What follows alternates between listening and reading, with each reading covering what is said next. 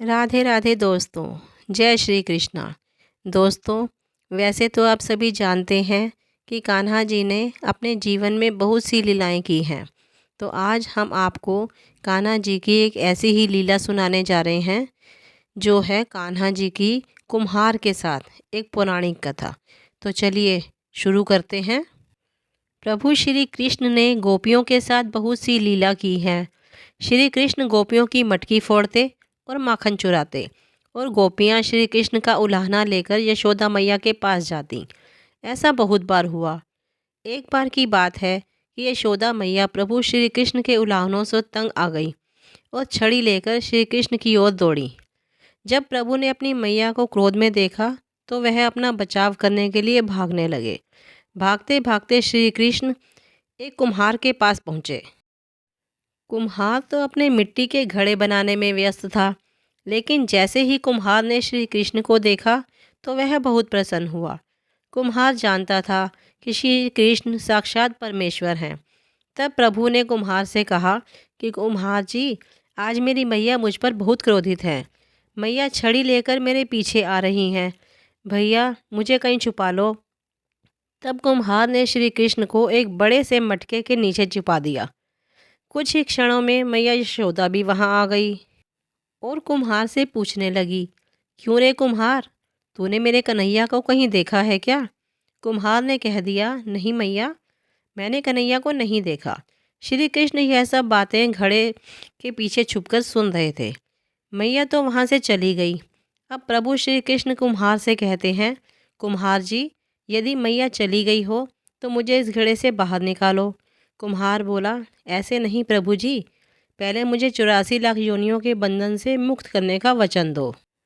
भगवान मुस्कुराए और कहा, ठीक है, मैं तुम्हें 84 लाख योनियों से मुक्त करने का वचन देता हूँ। अब तो मुझे बाहर निकाल दो। कुम्हार कहने लगा, मुझे अकेले नहीं प्रभु जी, मेरे परिवार के सभी लोगों को भी 84 लाख योनियों के बंधन से मुक्त करने का वचन दोगे तो मैं आपको इस घड़े से बाहर निकालूंगा। प्रभु जी कहते हैं, चलो ठीक है, उनको भी 84 लाख योनियों के बंधन से मुक्त करने का मैं वचन देता हूँ। अब तो मुझे घड़े से बाहर निकाल दो। अब कुम्हार कहता है, बस प्रभु जी, एक विनती और है, उसे भी पूरा करने का वचन दे दो तो मैं आपको घड़े से बाहर निकाल दूंगा। भगवान बोले, वो भी बता दे, क्या कहना चाहते हो? कुम्हार कहने लगा, प्रभु जी, जिस घड़े के नीचे आप छुपे हो उसकी मिट्टी मेरे बैलों के ऊपर लाद के लाई गई है। मेरे इन बैलों को भी 84 के बंधन से मुक्त करने का वचन दो। भगवान ने कुम्हार के प्रेम पर प्रसन्न होकर उन बैलों को भी 84 के बंधन से मुक्त होने का वचन दिया। प्रभु बोले, अब तो तुम्हारी सब इच्छा पूरी हो गई, अब तो मुझे घड़े से बाहर निकाल दो। तब कुम्हार कहता है, अभी नहीं भगवान, बस एक अंतिम इच्छा और है, उसे भी पूरा कर दीजिए। और वह यह है कि जो भी प्राणी हम दोनों के बीच के इस संवाद को सुनेगा उसे भी आप 84 लाख योनियों के बंधन से मुक्त करोगे। बस यह वचन दे दो तो मैं आपको इस घड़े से बाहर निकाल दूंगा। कुम्हार की प्रेम भरी बातों को सुनकर प्रभु श्री कृष्ण बहुत खुश हुए और कुम्हार की इस इच्छा को भी पूरा करने का वचन दिया।